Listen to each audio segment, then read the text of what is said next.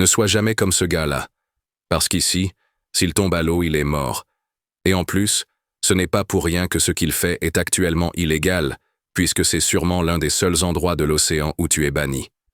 Parce qu'en gros, c'est un parc éolien, et c'est sûrement l'un des plus terrifiants sur l'océan lorsqu'il est actif.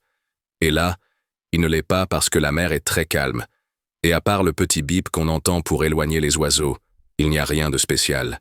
Mais maintenant, voilà à quoi ça ressemble quand elles sont en marche. Et si tu penses que ça va, sache que ces vagues font entre 2 et 3 mètres de haut. Autant te dire que ce gars, avec son petit bateau, il aurait sûrement coulé avant même d'arriver ici. Et après avoir coulé, il se serait noyé très rapidement, vu la puissance de la mer à cet endroit. Mais écoute bien, le peu que tu entends, ce sont les éoliennes faites pour la mer, et elles produisent environ 100 décibels de bruit.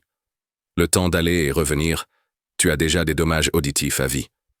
Mais ce n'est pas pour cette raison qu'il pourrait mourir s'il tombait à l'eau.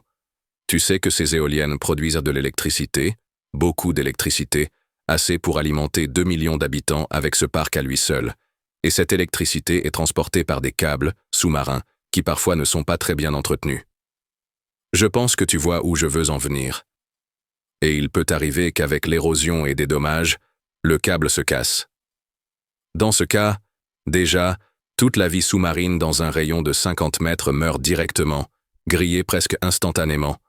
Bon, maintenant, imagine que cet événement se produise au moment où il est là. Autant te dire que le temps que les secours arrivent, s'ils osent venir, bien sûr, il sera déjà en train de voir sa vie défiler devant ses yeux.